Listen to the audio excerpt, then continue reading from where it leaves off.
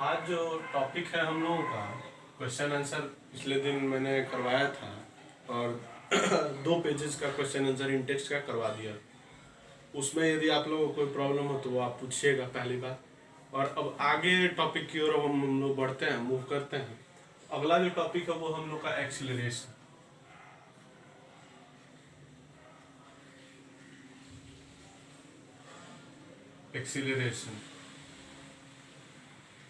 Acceleration जो है वो यदि इंग्लिश वर्ड में जाए तो एक्सीलरेशन वर्ड बना है एक्सेलरेट से।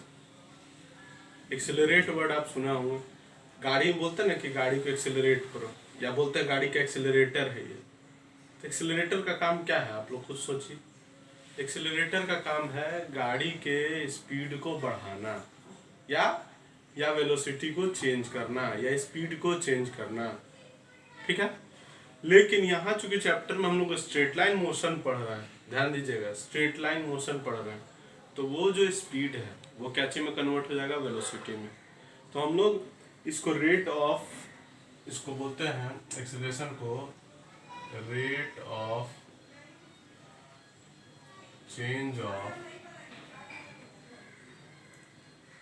Velocity with respect to time। rate of change of velocity with respect to time मतलब समय के हिसाब से वेलोसिटी जो है वो किस रेट से चेंज हो रही, ठीक है। तो इसमें हम लोग ऐसा यदि सोचें कि मान लिया कि if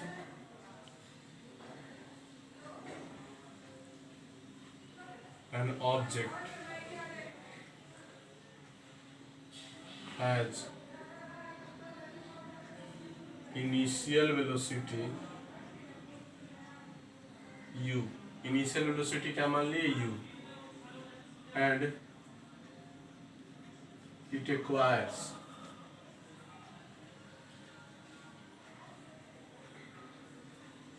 velocity v in time t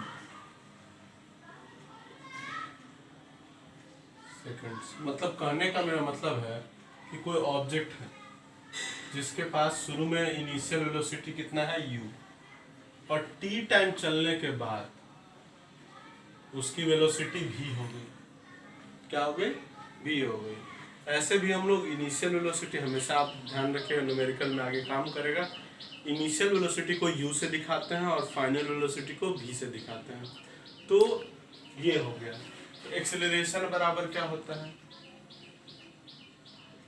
acceleration को ए से डिनोट करते हैं, ध्यान रखिएगा, ए से।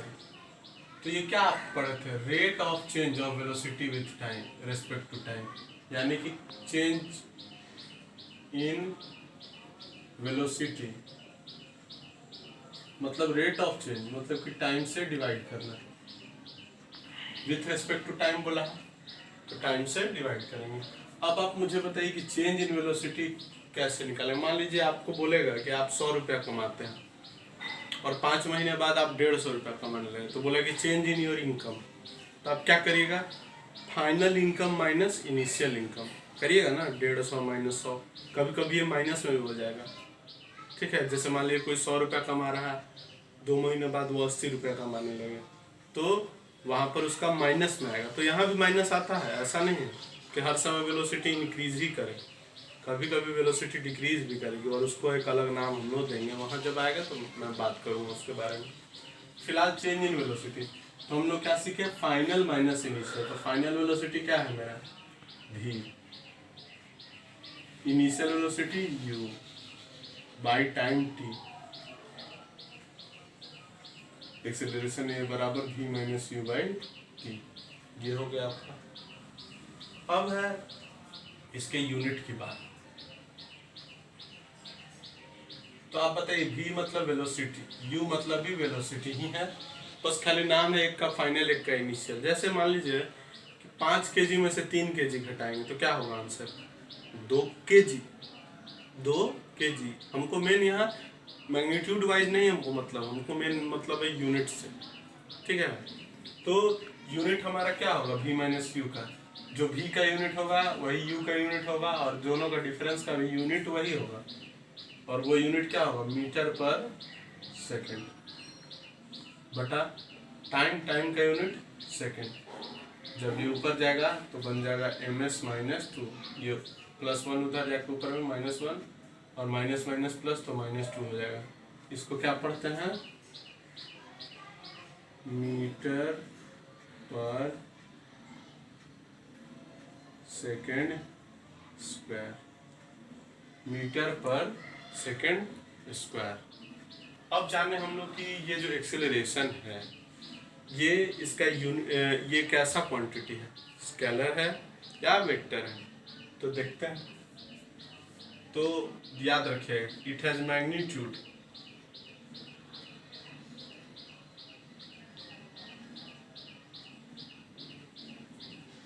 एज वेल एज डायरेक्शन, इसमें मैग्नीट्यूड भी और डायरेक्शन भी है, so it is vector quantity. कैसा क्वांटिटी है वेक्टर क्वांटिटी, हमेशा याद रखिए कि कैसा क्वांटिटी है तो वेक्टर क्वांटिटी, क्यों क्योंकि इसमें मैग्नीट्यूड भी है और डायरेक्शन भी है। तो ये हो गया आपका एक्सेलरेशन का कंसेप्ट पूरा।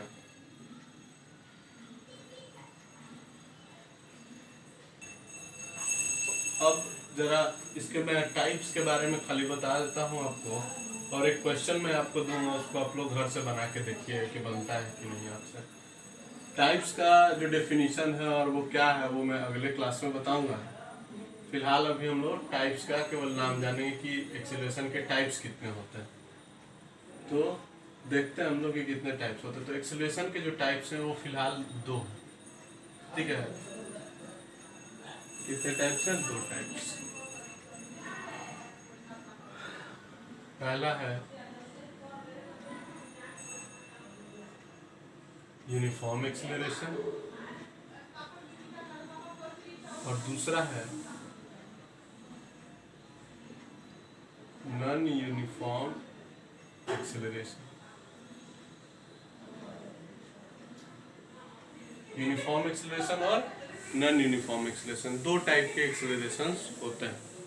अब आप लोग पहले से ही जान रहे हैं कि कैसे एक्सेलरेशन या यूनिफॉर्म किसको बोलेंगे, नॉन यूनिफॉर्म किसको बोलेंगे। तो एक्सेलरेशन जो कि कॉन्स्टेंटली एक ही तरह का रहता हो उसको यूनिफॉर्म बोलेंगे, और जो बार बार चेंज करता हो, ठीक है, उसको क्या बोलेंगे नॉन यूनिफॉर्म बोलेंगे। लेकिन इसका डेफिनेशन मैं आपको अगले वीडियो में, कल के वीडियो में बताऊंगा। फिलहाल हम लोग को इतना ही जानना है कि एक्सेलरेशन क्या है, इसको खूब अच्छे से समझ के रखिए, क्योंकि आगे जो धीरे धीरे हम लोग आगे न्यूमेरिकल की ओर बढ़ रहे हैं, और जिस दिन फिर प्रूविंग में बताऊंगा उसके बाद न्यूमेरिकल, तो आपको ध्यान रखना है। और इसके साथ साथ अब लास्टली मैं एक क्वेश्चन दे रहा हूँ जिसको कि आप लोग ट्राई कीजिए घर पर कि आपसे बने, ठीक है। क्वेश्चन है on a 120 kilometre track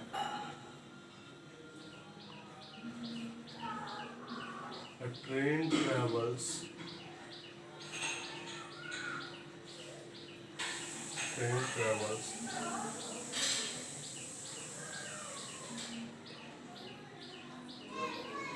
30 kilometer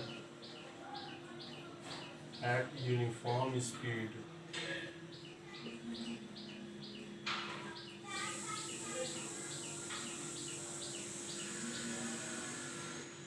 km per hour. How fast must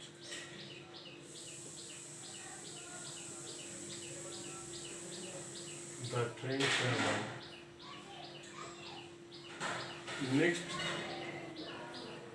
90 km to maintain average speed of 60 kilometre per hour. Question समझिए जरा आप लोग क्या बोल रहे हैं। बोल रहा है कि ऑन अ 120 किलोमीटर ट्रैक, एक 120 किलोमीटर लंबा ट्रैक, ठीक है, जिस पर एक ट्रेन चल रही है, और वो पहला 30 किलोमीटर, मतलब 120 किलोमीटर में पहला जो 30 किलोमीटर है वो एक ही स्पीड जो कि था 30 किलोमीटर पर आवर से वो ट्रेवल किया।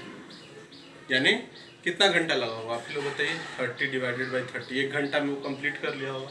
फिलहाल how fast must the train travel, मतलब कितना और तेज चला ताकि वो बचा हुआ कितना किलोमीटर है, 90 किलोमीटर, और कितना तेज चला है कि वो अपना एवरेज स्पीड क्या रख सके, 60 किलोमीटर पर आवर। मतलब उस पूरे ड्यूरेशन का एवरेज स्पीड कितना है, ठीक है, वो हाँ वो कितना समय लगाएगा ताकि वो अगला 60 किलोमीटर पर आवर वो अपना अपना एवरेज स्पीड कर सके। मतलब जनरली इसमें हाउ फास्ट में तो लगेगा कि स्पीड निकालना है, ठीक है, तो वो तो हम लोग बाद में निकाल लेंगे, ठीक है, लेकिन सबसे पहले हमको क्या निकालना होगा, उससे पहले टाइम। तो टाइम आप निकालिएगा जितना देर में वो बाकी करेगा ताकि एवरेज स्पीड 60 हो सके। और एवरेज स्पीड का क्या फॉर्मूला होता है, total distance travelled by total time taken. तो इस फार्मूले का आप इस्तेमाल कीजिएगा, थोड़ा सा दिमाग भिड़ाइएगा, तो उम्मीद है मुझे ये क्वेश्चन आपसे बन जाएगा। और यदि फिर भी दिक्कत हुई तो मैं आपको कल के वीडियो में बताऊँगा, और आगे यूनिफॉर्म और नॉन यूनिफॉर्म एक्सीलरेशन के बारे में मैं डिफाइन करूँगा अगले वीडियो में आप लोगों को।